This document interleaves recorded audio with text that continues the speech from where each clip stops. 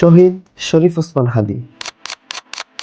তিনি এমন একজন মানুষ ছিলেন যিনি আবেগে নয়, তথ্য ও যুক্তিতে প্রশ্ন তুলতেন। তিনি অনেক বিষয় নিয়েই প্রশ্ন তুলেছিলেন, সংগ্রাম করেছিলেন, যেসব বিষয় নিয়ে আজও মানুষ কথা বলতে ভয় পায়। এমনকি বড় বড় নেতাকর্মীরাও ওই সকল বিষয়গুলো নিয়ে কথা বলতে চায় না। ওসমান হাদি ভাই যে সকল বিষয়গুলোর জন্য সংগ্রাম করেছিলেন, সেগুলোর মধ্য হতে আজ আমি আপনাদের সামনে দুটি বিষয় উল্লেখ করব। প্রথম বিষয়টি হচ্ছে বিদেশি রাজনৈতিক প্রভাব, বিশেষ করে ভারত। হাদি ভাই বলতেন, বাংলাদেশের রাজনীতি শুধুমাত্র বাংলাদেশিদের স্বার্থেই হতে হবে, অন্য কোনো দেশের কিংবা অন্য কোনো জাতির স্বার্থে নয়। তিনি দেখিয়েছেন আমাদের বিদ্যুৎ, পানি, সীমান্ত, বাণিজ্য এ সকল গুরুত্বপূর্ণ সিদ্ধান্তে ভারতের অধিক পরিমাণ প্রভাব রয়েছে। তিনি প্রশ্ন তুলেছিলেন, কেন জাতীয় স্বার্থের প্রশ্নে আমরা অনেক সময় আপোস করি। তিনি স্পষ্টভাবে বলেছিলেন, ভারতের আধিপত্যবাদ আমাদের উপর চলতে পারবে না।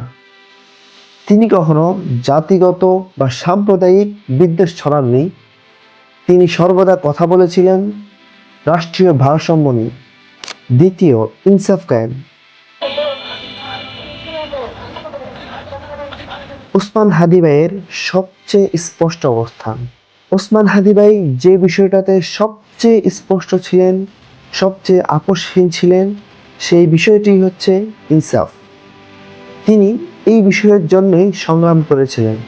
হাদি ভাই বলতেন, ইনসাফ মানে শুধু আদালতের রায় না, ইনসাফ হচ্ছে আইন সবার জন্য সমান হওয়া।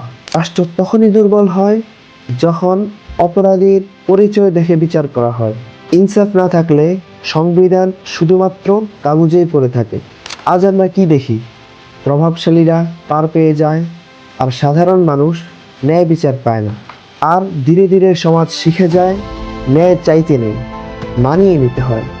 আর এই জায়গাতেই হাদি ভাই সবচেয়ে বিপজ্জনক হয়ে উঠেছিলেন, কারণ তিনি মানিয়ে নেননি, তিনি প্রশ্ন করে উঠেছেন। হাদি ভাই বিশ্বাস করতেন, ইনসাফ ভিক্ষা না, ইনসাফ হচ্ছে আমাদের অধিকার।